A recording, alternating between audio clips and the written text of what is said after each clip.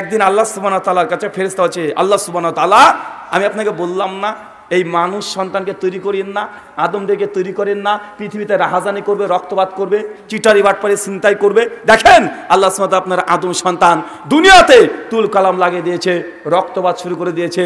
আল্লাহ তখন এই ফেরেশতাকে তখন বলছে, ফেরেশতা যদি তুমি আদম সন্তানের জায়গায় তুমিও থাকতে তুমি এই কাজ করতে। ফেরেশতার সঙ্গে সে বলছে, আল্লাহ বলেন কি, আরে আমরা এই কাজ করব? অসম্ভব, আমরা কখনো এই আদম সন্তানের মতো মানুষের বাচ্চার মতো এই গুনার সঙ্গে আমরা লিপ্ত কখনোই হতাম না। আল্লাহর সঙ্গে ফেরেশতারা এই বাগবিতণ্ডা তো চলছে আসমানে। কোথায়? আসমানে। আল্লাহ তখন বলছেন, আচ্ছা ঠিক আছে, তুমি যদি এটাই ঠিক মনে করো তো এক কাজ করো, তোমাদের যতগুলো ফেরেশতা আছে যা আছে সবার মধ্যে দুজনকে তোমরা বের করে নাও, তাদেরকে পৃথিবীতে পাঠানো হবে। কোথায়? কথা বলেন। পৃথিবীতে পাঠানো হবে। ফেরেশতা সবাই মিলে দুজন ফেরেশতাকে পছন্দ করলেন, একজন হারুত আর একজনের নাম মারুত। ভাই এই ঘটনা শোনেন নাই? সবাই আমরা শুনেছি কম বেশি।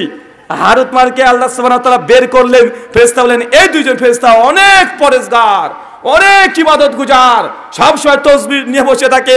এমন একজন ফেরেশতা, একে আমরা দুনিয়াতে পাঠিয়ে দেব, দেখবো আদম সন্তান মতো গুনাহ করে কি করে না। আল্লাহ সুবহানাহু ওয়া তাআলা সরাসরি দুই ফেরেশতাকে মানুষের সুরাত দিয়ে দেয়, মানে মানুষের চেহারা দিয়ে দেয়। আর আল্লাহ সুবহানাহু ওয়া তাআলা ফেরেশতাদের মধ্যে মানবীয় যে গুণাবলী এগুলোও তিনি ইনস্টল করে দেন, দিয়ে দেন তাদের মধ্যে, এবং বলে যে পৃথিবীতে যে শরিয়া চলছে, যে আইন চলছে, যে বিধান চলছে, এই বিধানগুলো তোমরা মানবে।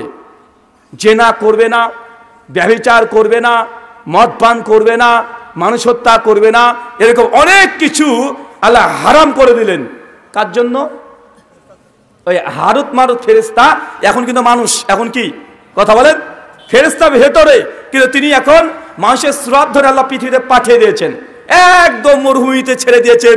মরুভূমি থেকে দুইজন ফেরেশতা আস্তে আস্তে আস্তে আস্তে আসছে, খুঁজে বেড়াচ্ছে কোথায় যাব। দেখছে একটা ঝোপ জঙ্গল আছে, সঙ্গে সঙ্গে গুটি গুটি পায়ে তার ওখানে প্রবেশ করেছে। এসে দেখছেন একটা জায়গায় আশ্রয় নিচ্ছেন। কয়েকদিন পর দেখা যাচ্ছে বেশ কিছু একজন নারী, একজন মেয়ে মানুষ, সে কাঠ কাটার জন্য জঙ্গলে কাঠ কেটে কাঁধে করে নিয়ে আসছে। আর হারুত মারুত এই দুই ফেরেশতা এখন মানুষ রূপে আছে। সঙ্গে সঙ্গে দেখে সে নারীর প্রতি আকৃষ্ট হয়ে গেল। এই নারীটার নাম হচ্ছে জোহরা। নাম শোনা যাচ্ছে না? নাম মনে পড়ছে? এই জোহরা নামক এই নারীটা সে কাঠ কাটার জন্য জঙ্গলে ঢুকেছে। আর হারুত মারুত দুই ফেরেশতা দুজনই দৃষ্টি আকর্ষণ করছে এই নারীটার উপরে। দুজনের ভেতরে একটা জৈবিক চাহিদা কাজ করেছে। দুজন বলছে এ মেয়েকে আমরা বিয়ে করব। দুজনের সঙ্গে সঙ্গে কয়েকদিন পরে মেয়েটিকে দৃষ্টি দেওয়ার পরে কয়েকদিন পরে মেয়েটিকে গিয়ে প্রস্তাব দেয় যে আমি আপনাকে বিয়ে করতে চাচ্ছি। মেয়েটার সঙ্গে সঙ্গে বলে আপনার সঙ্গে বিয়ে করতে পারবো না, বিয়ে করতে হলে আমার কিছু শর্ত আছে, শর্ত যদি পূরণ করতে পারেন অবশ্যই বিয়ে করব। শর্ত কি বলেন? দুজনই বলছে। কি শর্ত? বলছে একটা ছোট্ট শিশুকে হত্যা করতে হবে। কি? ছোট্ট একটা বাচ্চা ছেলেকে হত্যা করতে হবে। সঙ্গে সঙ্গে ফেরেশতা বলছে বলেন কি, সম্ভব নাকি এটা? আরে এটা গুনাহ, আল্লাহ পাপ বলেছে, মানুষ হত্যা করা যাবে না, অস্বীকার করে দিয়েছে। ওই মেয়েটা বলছে এটা যদি না পারেন তাহলে আমার সঙ্গে বিয়ে বাদ দিয়ে চাইলে আপনি ব্যভিচার করতে পারেন। কথা বুঝতে পারলেন না? বলছে তোমাকে বিয়ে করবো না, তা আমাকে ব্যভিচার করতে পারেন। সঙ্গে সঙ্গে দুই ফেরেশতা বলছে না, ব্যভিচার করা হারাম, নিষিদ্ধ, আল্লাহ বেজার হয়ে যাবে, আমি ব্যভিচার করতে পারবো না। বলছে অবশেষে যদি তাহলে বিয়ে করতেই হয়, এই যে মদের পিয়ালা আছে, মদ আছে, এই মদগুলো যদি আপনি খান, যদি মদ খান তাহলে আপনার সঙ্গে বিয়ে করব।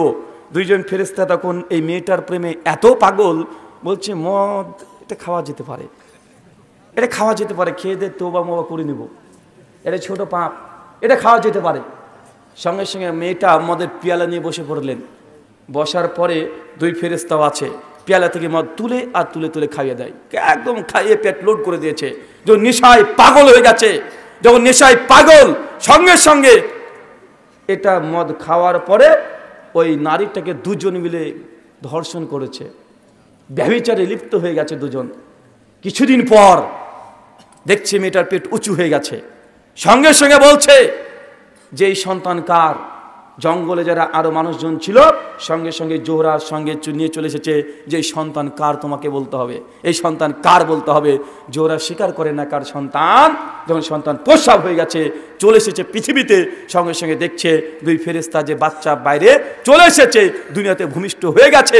মানুষ সবাই একদম তাদের উপরে অট্টহাসি করছে, মানুষ প্রতিবাদ করছে যে দুইজন ব্যক্তি এই ছেলেটাকে জন্ম দিয়েছে, এটা তার বাপ, যেন প্রচার হয়ে গেছে। সঙ্গে সঙ্গে তারা অটোমেটিক এই দুই ছেলেটাকে মিলে, দুই ফেরেশতা মিলে এই বাচ্চা ছেলেটাকে হত্যা করে দিয়েছে। কথা বুঝতে পারলেন না? প্রথমে কি বলেছিল? হত্যা করবে না। কি করবে না? হত্যা করবে না। কি বলেছিল? ব্যভিচারও করবে না বিয়ের আগে। কিন্তু মদ খাবার কারণে মাতাল হয়ে ব্যভিচারও করেছে, আবার মান সম্মান রক্ষার জন্য কি করেছে? আবার হত্যাও করে দিয়েছে সেই বাচ্চা ছোট্ট শিশুটাকে। যখন এই কাজটা করে দিয়েছে, হত্যা করে দিয়েছে, এই ঘটনা অনেক আছে। তারপর ওই সময় জোহরা নামক ওই মেয়েটা একটা দোয়া ফেরেশতা তাকে শিখে দিয়েছে, আর সঙ্গে সঙ্গে আসমানে উঠে জোহরা নামক এই মেয়েটা চলে গেল। আর এখন যে শুকতারা দেখছেন, এটা নাকি সেই জোহরা নামক ওই মেয়েটা। এই ঘটনা বললাম না, প্রথম থেকে শেষ পর্যন্ত গোটাটা মিথ্যা কথা, গোটাটাই একদম পুরোটাই।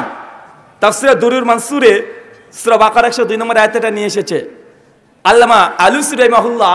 তাফসীর রুহুল মাআনি সূরা বাকারা 102 নম্বর আয়াতের মধ্যে তাফসীর আছে।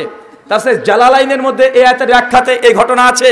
ইবনে কাসিরের মধ্যে এই ঘটনা আছে, কিন্তু ইবনে কাসির ঘটনা নিয়ে আসার পরে বলছে এই ঘটনাগুলো একটাও সঠিক না, সব ইহুদিদের বর্ণনা, ইহুদিদের থেকে অনেকে বর্ণনা করেছে, একদম সম্পূর্ণ জাল, মিথ্যা কথা। কিন্তু বাংলার বক্তারা বলছে কি বলছে না?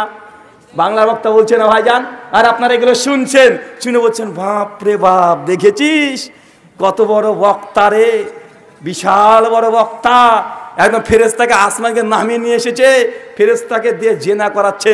এরকম আকীদা যদি কোনো মুসলমানের থাকে যে ফেরেশতারা ব্যভিচার করতে পারে, গোনা করতে পারে, নোংরামি কাজ করতে পারে, ভাই সে মুসলমান না বেঈমান?